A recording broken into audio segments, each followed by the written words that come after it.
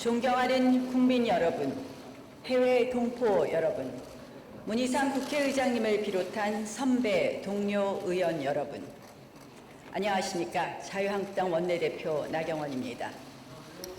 오늘의 대한민국을 하나의 단어로 규정하자면 저는 불안을 말씀드리고 싶습니다. 지금 우리 국민들은 불안의 시대에 살고 있습니다. 희망이 있는 미래, 오늘보다 나은 내일, 국민들은 이런 장밋빛 구호들이 낯설게만 느껴집니다. 콸콸 쏟아져 나오는 붉은 수돗물은 말 그대로 공포입니다. 생명의 위협을 느끼는 재난입니다. 은명초 화재 사건, 정말 상상조차 하고 싶지 않은 비극적 사고로 이어질 뻔했습니다. 언제 나의 일자리가 사라질지 모릅니다. 언제 또 세금 폭탄이 떨어질지 모르고 전기료, 보험료가 폭등할지 모릅니다. 경제 위기는 삶의 불안을 가중시킵니다. 기업들도 비관에 빠져 있습니다. 미중 무역 갈등의 폭풍 앞에 기업은 무방비 사태입니다. 최악의 한일 관계는 통상보복으로 이어지고 있습니다. 이것은 재앙입니다. 기업은 절망하고 있습니다. 정치 불안은 거의 공포 수준입니다. 대통령이 나서서 국민을 쪼개고 가릅니다. 6.25 전사자 앞에서 김원봉을 추켜 세웠습니다. 스스로 대한민국 대통령임을 망각하는 발언입니다. 남북은 그 어떤 나라도 침략한 적이 없다. 서로를 향해 총뿌리를 겨눈 슬픈 역사다. 지난 스웨덴 연설 당시 문재인 대통령의 발언입니다. 6.25는 대한민국을 향한 북한의 침략이 아니었습니까? 심지어 국방부가 북한과 6.25 70주년 공동기념사업 개최를 검토한다는 보도도 있습니다. 김원봉 서운으로도 모자라 이제 6.25 전쟁의 역사마저 부정하려고 하는 것입니까? 독재자의 후예, 빨갱이 발언 등 대통령이 앞장서서 국민 분열을 조장합니다. 생각을 달리하는 국민들은 침묵할 수밖에 없습니다.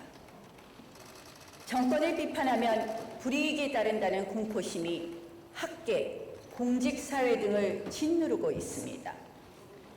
공영방송의 태양관 비판 재방송을 대놓고 청와대가 압력을 가해 막습니다. 태양광 비판 방송 제작의 사과 방송까지 강요했습니다. 신문에 정권 비판 칼럼을 쓴 언론인에게는 심지어 토착 왜구라는 모욕까지 가했습니다. 이 정권이 말하는 언론의 자유, 그것은 정권을 찬양하는 언론의 자유입니다. 국민들은 너무 힘이 듭니다. 개인도, 기업도, 국가도 모두 불안합니다. 좀처럼 밝은 미래가 보이지 않는 어두운 긴 터널을 대한민국은 달리고 있습니다. 선배 동료 의원 여러분, 누가 이 불안을 극복해야 합니까? 바로 여기 있는 우리들입니다. 올바른 정치를 통해 불안을 희망으로 바꿔야 합니다. 그런데 과연 우리 정치 지금 어떤 모습입니까? 정치란 다름을 인정하는 공존의 예술입니다. 대화와 토론을 통해 입장을 좁혀가는 과정입니다. 그런데 지금 우리 정치가 있어야 할 곳에 정치가 없고 정치가 없어야 할 곳에 정치가 있습니다. 정치 과잉, 정치 실종, 이것이 지금의 위기입니다. 안타깝게도 지난 4월 우리는 의회민주주의가 무너지는 모습을 보아야만 했습니다. 바로 패스트트랙 폭거입니다. 그것은 정치의 전당인 이곳 국회에서 정치가 사라지는 우리 역사의 비극이었습니다. 국회의장님, 선배 동료 의원 여러분, 우리는 너무나 잘 알고 있지 않습니까? 다수당이 때로는 힘의 논리로 법안과 예산안을 밀어붙인 적은 있습니다. 하지만 선거제만큼은 여야 합의로 바꿨습니다. 그것이 의회 민주주의의 근간을 이루는 불문율입니다. 야당을 무력화시키고 제왕적 대통령제를 더욱 강화시키는 선거제, 결코 동의할 수 없습니다. 공수처 역시 마찬가지입니다. 곳곳에 야당을 탄압하고 삼권 분립을 무력화하는 권력의 칼을 숨겨뒀습니다. 민주주의에 숨겨진 악은 다수의 횡포입니다. 지난 패스트트랙이 바로 그 악의 탄생이었습니다. 자유한국당은 저항하지 않을 수 없었습니다. 더 이상 의회 민주주의가 파괴되지 않도록 의미 있는 약속을 받아내야만 했습니다. 그것이 지난달 28일 3당 교섭단체 합의였습니다. 이제 국회 정상화의 첫 단추를 꿰었던 것입니다. 국민들께 송구합니다. 너무 오래 걸렸습니다. 공정한 선거제도 마련으로 보답하겠습니다. 국민 인권과 공정성이 담보된 사법개혁을 완수하겠습니다.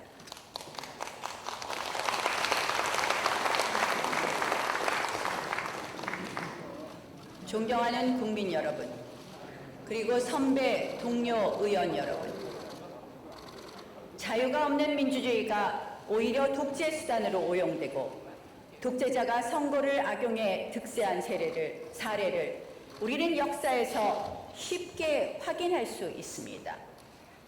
저는 문재인 정권 역시 국민의 자유와 기본권이 아닌 이 정권의 절대 권력 완성을 위해서 민주주의를 악용하고 있다는 생각을 지울 수 없습니다. 이것이 바로 이코노미스트가 말한 신독재의 현상과 같습니다. 최악의 정치 혼란기에 출범한 문재인 정권, 국민들은 안정과 통합의 정치를 기대했습니다. 하지만 그 기대 얼마 가지 않아 무참히 꺾였습니다. 지난 문재인 정권 2년, 반대파에 대한 탄압, 비판 세력에 대한 입막음의 연속이었습니다. 정권을 비판하면 독재, 기득권, 적폐로 몰아갑니다. 경제, 외교, 민생, 무엇 하나 제대로 하지 못하는 무능을 이 정권은 적폐몰이로 덮으려고 하고 있습니다. 대통령이 앞장서서 분노의 여론을 자극합니다. 좌편향 언론과 극렬 세력의 돌팔매질이 시작됩니다. 그렇게 문재인 정권은 증오의 정치를 반복해 왔습니다. 절대 권력 완성에 방해가 되는 세력과 기관은 철저하게 탄압하고 장악하고 있습니다. 저항하는 언론인에게는 모욕을 퍼붓습니다.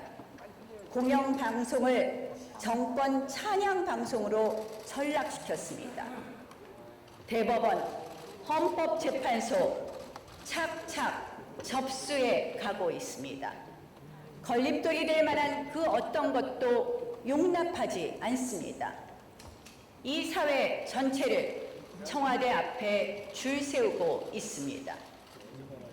마지막 퍼즐은 지난 패스트트랙 폭거로 현실화되었습니다. 제1야당을 완전히 괴멸시키기 위한 선거법을 여야 합의도 없이 다수의 논리로 밀어붙입니다.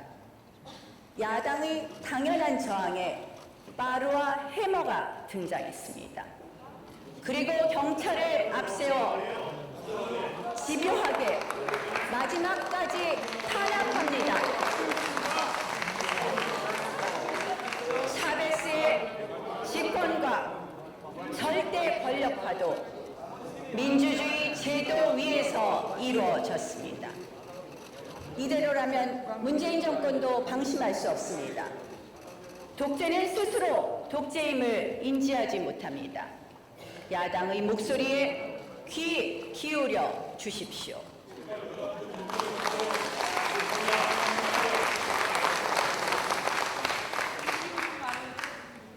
최근 남북미 정상이 판문점에서 만났습니다. 트럼프 대통령의 대선 이벤트이든 문재인 대통령의 총선 이벤트이든 다 좋습니다. 북한이 핵만 포기한다면 다 좋습니다. 하지만 우리는 분명히 현실을 직시해야 합니다. 변한 것은 없습니다. 북핵 폐기 시작도 안 했습니다. 이스칸데르급 미사일이 우리 국민을 겨냥하고 있습니다. 트럼프 대통령 단거리라 괜찮다고 했습니다. 어느덧 북핵 동결이 미국에서 언급되고 있습니다. 그런데도 대한민국 대통령은 한마디도 말 못하는 손님의 신세로 전락하고 말았습니다. 문재인 대통령은 사실상의 종전선언을 규정했습니다. 섣부른 종전선언 발언은 북한의 주한미군 철수 주장에 힘을 실어줄 뿐입니다. 한 번의 만남으로 종전선언이 가능할 만큼 지난 북한의 침략과 도발이 가벼운 역사입니까? 북한의 핵과 미사일은 더욱 고도화되고 있습니다. 북한의 핵보유국 지위가 기정사실화될 우려가 있습니다. 제가 지난 3월에 제안했던 대북 특사와 유사한 제안을 어제 이인영 원내대표께서 했습니다. 북한이 듣고 싶은 이야기가 아닌 북한이 반드시 들어야 할 대한민국 국민의 목소리를 전하는 기회가 된다면 자유한국당도 적극 임하겠습니다. 대화는 중요한 수단이지만 그리고 의미 있는 시도이지만 그것이 반드시 평화를 담보하지는 않습니다. 국민 여러분, 무엇이 진정한 평화입니까? 온전히 자유를 누리는 상태, 그것이 곧 평화입니다. 자유가 없는 평화, 그것은 노예 평화, 그리고 거짓 평화입니다. 한반도의 항구적 자유가 한반도의 항구적 평화입니다.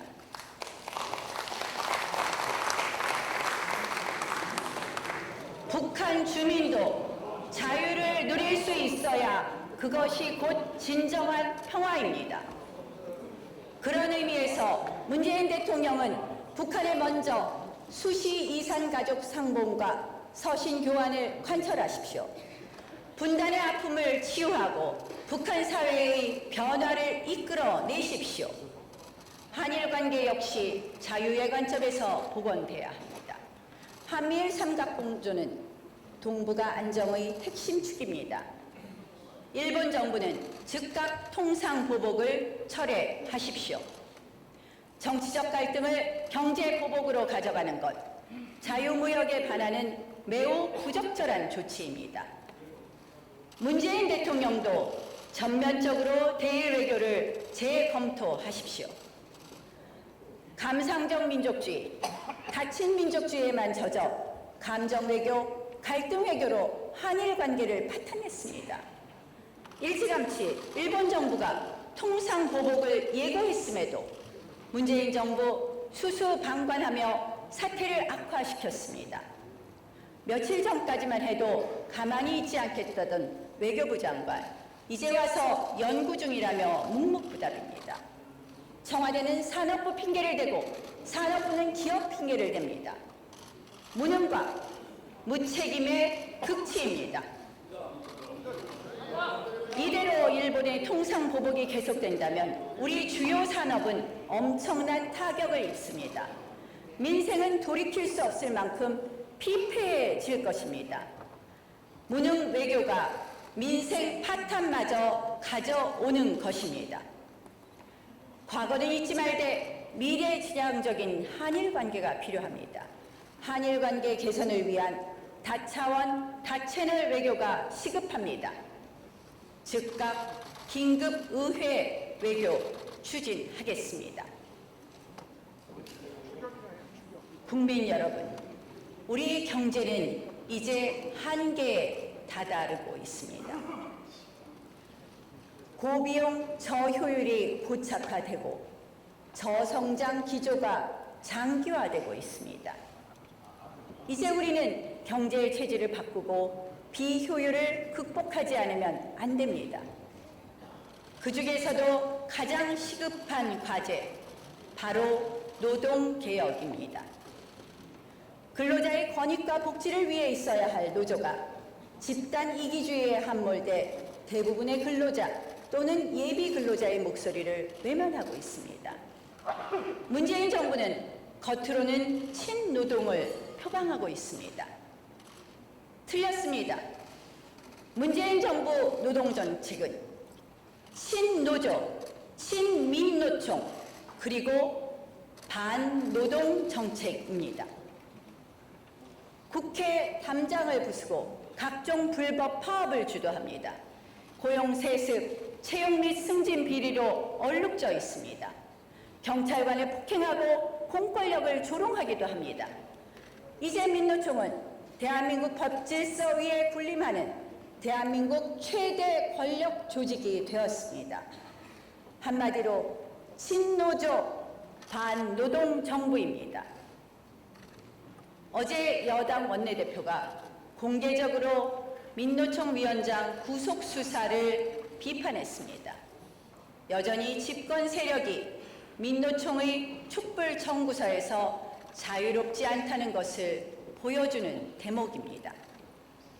이제 거대 노조 역시 대기업 못지않은 막강한 정치 사회적 영향력을 행사합니다. 거대 이익 집단, 권력 집단인 것입니다.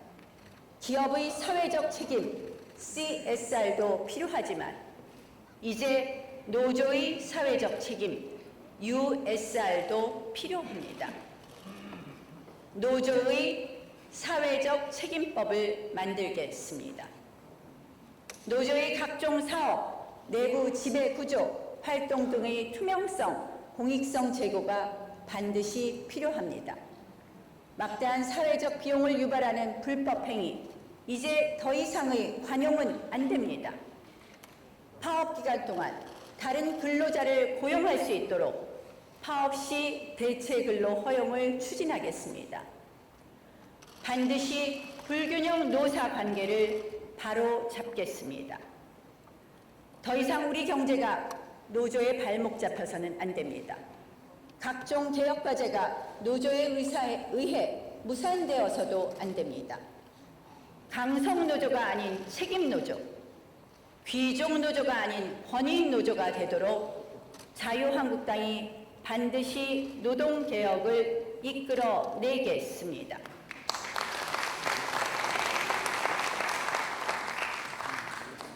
낡은 노동법규의 개혁도 필요합니다. 신산업 등장과 시장 다변화에 따라 노동 패러다임도 급격히 변합니다. 휴식과 노동의 경계가 모호해지고 있습니다. 이제 노동법규는 4차 산업혁명에 맞는 노동시장 수요에도 부응해야 합니다. 고용 인프라로서의 노동법규가 요구됩니다. 그동안 근로기준법의 틀 안에서 근로제도 및 노동관계를 규정해 왔습니다. 최저임금 인상, 주휴수당 개편, 주 52시간 적용 등은 기존의 근로기준법 틀에서의 논쟁입니다. 하지만 점차 근로기준법의 시대는 저물어가고 있습니다. 더 이상 단일 기준으로 모든 근로 형태를 관리 조정할 수 없는 경제 시스템입니다.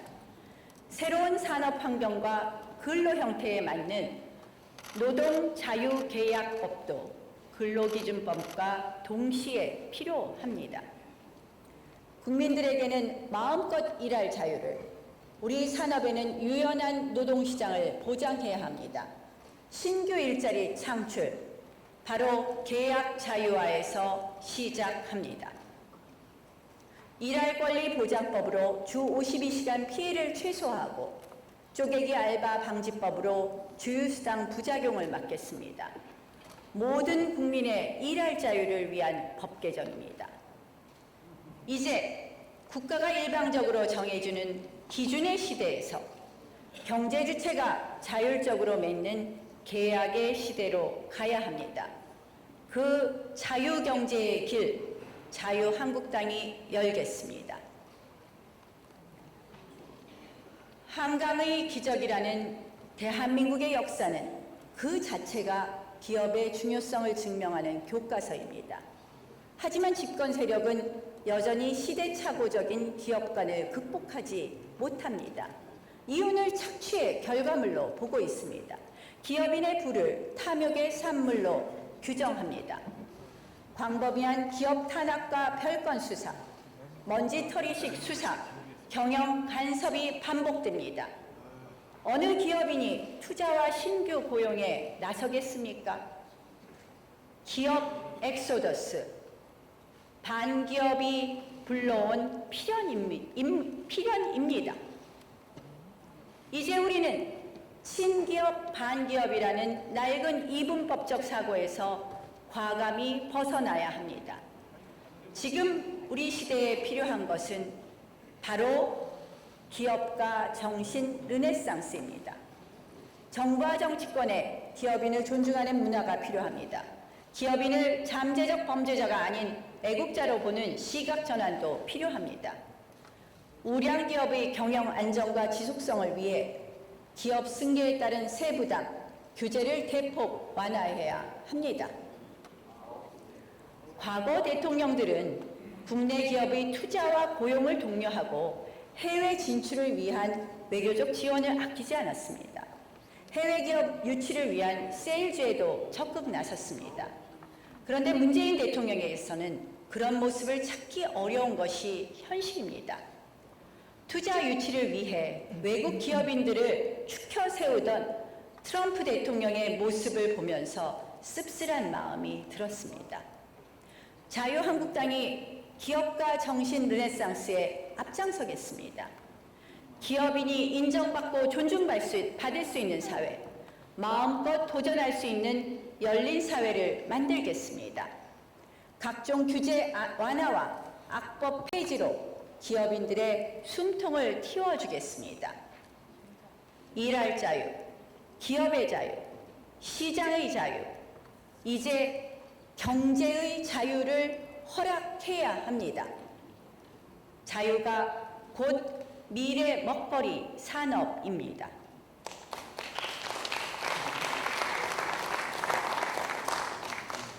문재인 정부의 시장 개입은 생태계 교란입니다.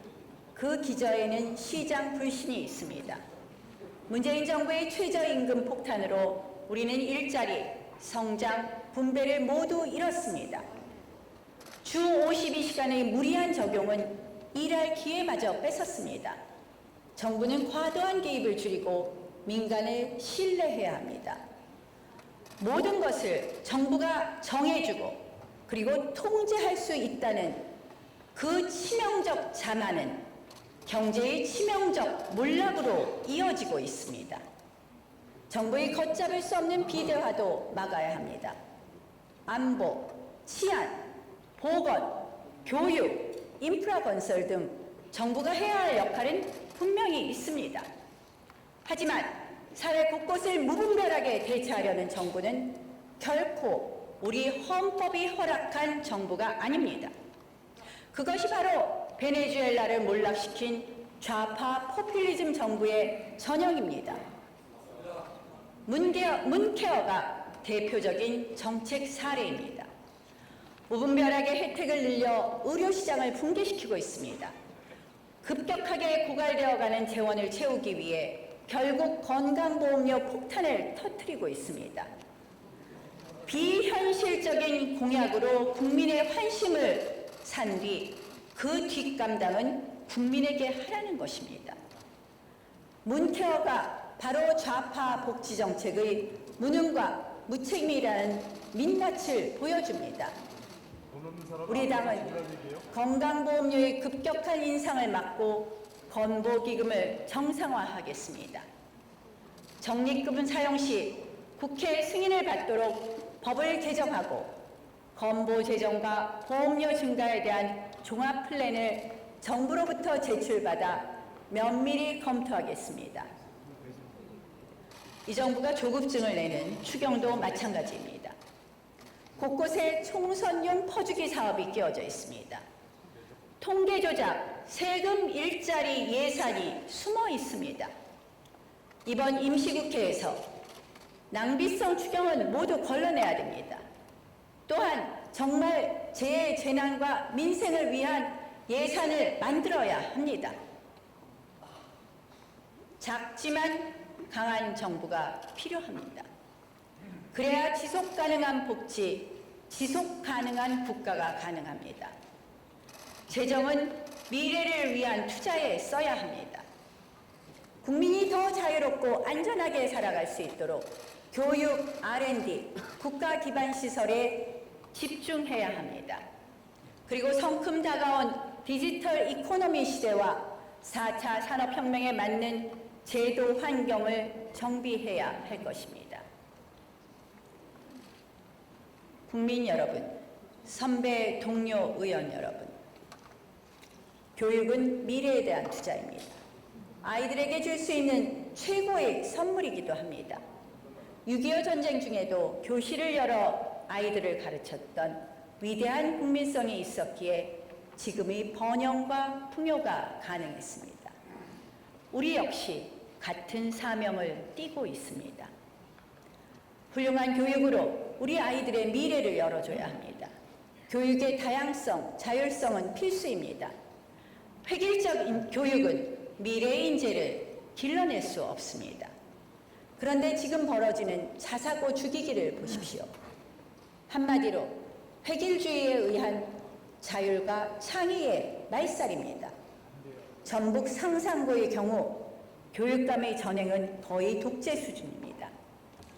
운동에 재능이 있는 아이에게 훈련의 기회를 주고 미술에 재능이 있는 아이에게 교습의 기회를 주고 공부를 더 하고 싶은 아이에게 더 높은 수준의 학습의 기회를 주는 것 당연한 일 아닙니까?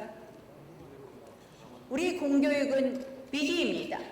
교실 붕괴, 잠자는 교실 이미 오래된 현실입니다. 경쟁과 자율이 없기 때문에 하향 평준화되고 말았습니다. 지금은 공교육 대개혁이 시급합니다. 최소한의 자유를 가진 자사고마저 없애겠다는 것, 그것은 역주행의 교육 정책입니다. 오히려 자사고 같은 학교가 더 많아져야 합니다. 공교육에는 경쟁의 가치를 불어넣어 학생들이 질 좋은 교육을 누릴 수 있어야 합니다.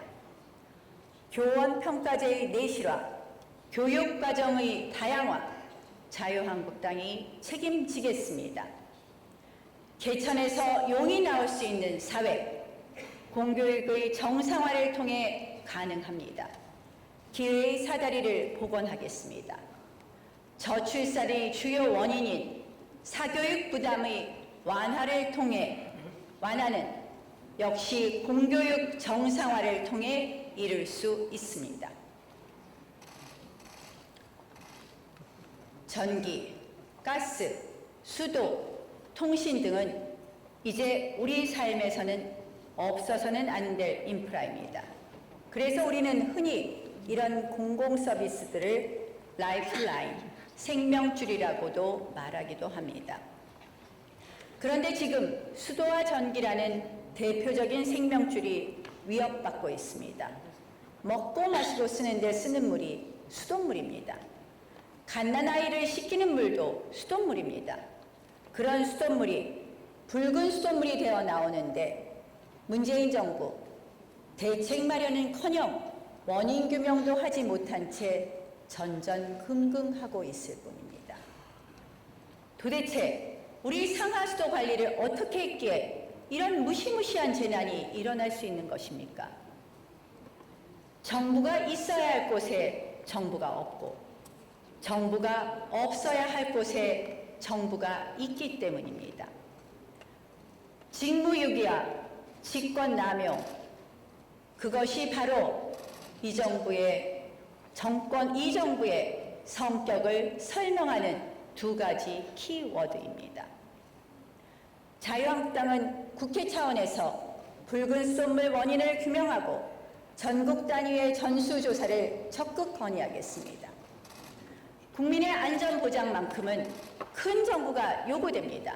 온수관 파열, 싱크홀, 통신구 화재 등 노후화된 시설이 국민을 불안하게 합니다.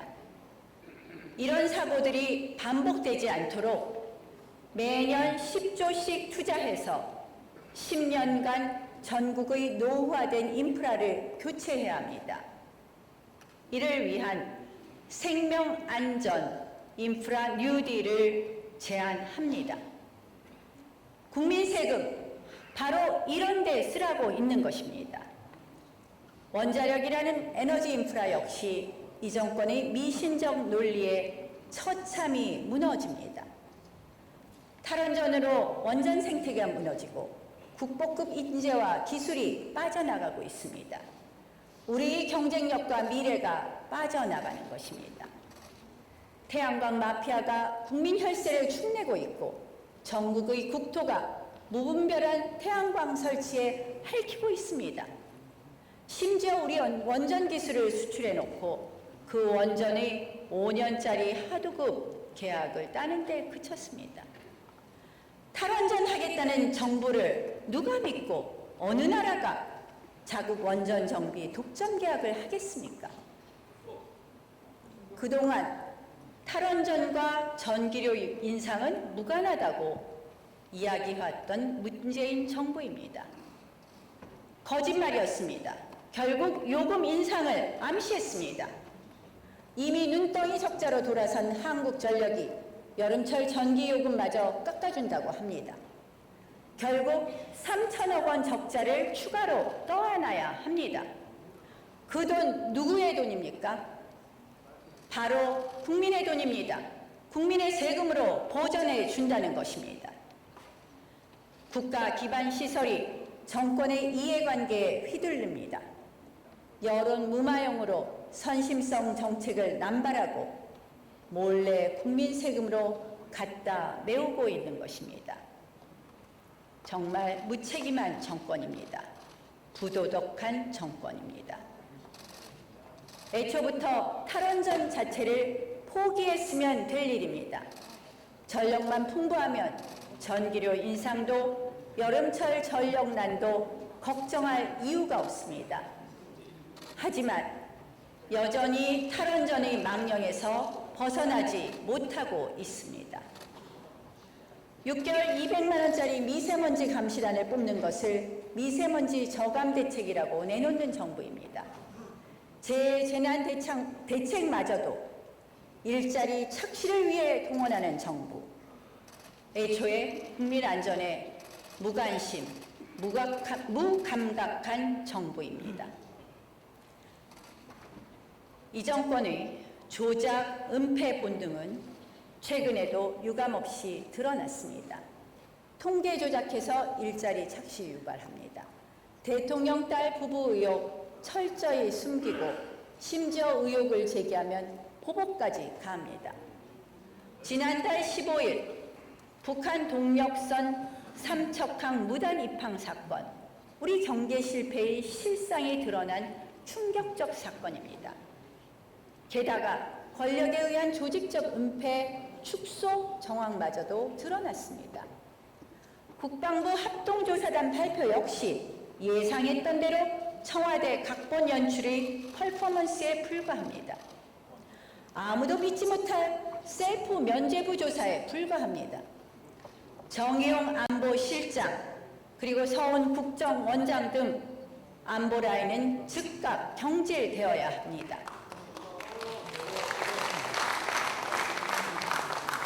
당연히 청와대, 국정원, 국방부, 통일부 등 관련 기관 전부를 대상으로 한 국정조사가 필요합니다. 교과서 조작 사건 역시 마찬가지입니다. 우리는 대한민국 정보 수립이라고 기술하고 북한은 국가 수립으로 기술하는 편향성은 변론으로 하고서라도 집필 과정은 더더욱 충격적입니다. 집필자를 배제하는 것도 모자라 심지어 도장을 훔치는 문서 조작까지 사주했습니다.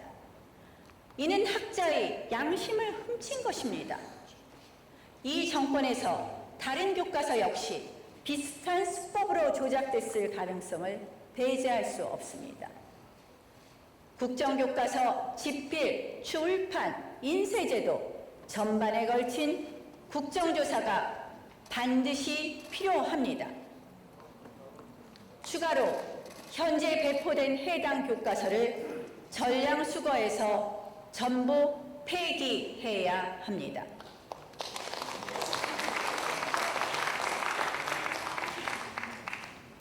존경하는 국민 여러분, 선배 동료 의원 여러분, 그 어느 정권도 100% 성공만은 할 수 없습니다. 어느 정부나 지지하는 사람들도 있고 또 반대하는 사람들도 있기 마련입니다. 늘 어느 정부나 실수를 합니다. 지금껏 위기를 겪지 않은 정부가 어디 있었습니까? 그래서 우리는 자유민주주의를 더욱 신뢰해야 합니다. 야당의 견제와 비판이 있기에 정부와 여당은 오판을 줄여나갈 수 있습니다. 문재인 정부 출범 후 2년 2개월이 지났습니다. 그런데 지금 경제, 외교, 안보, 민생을 한번 생각해 보십시오. 모든 분야에서 퇴보를 거듭하고 있습니다. 심지어 여당에서도 우려의 목소리가 나오고 있습니다. 문재인 정부가 집권 중반기를 향해 달려가고 있습니다.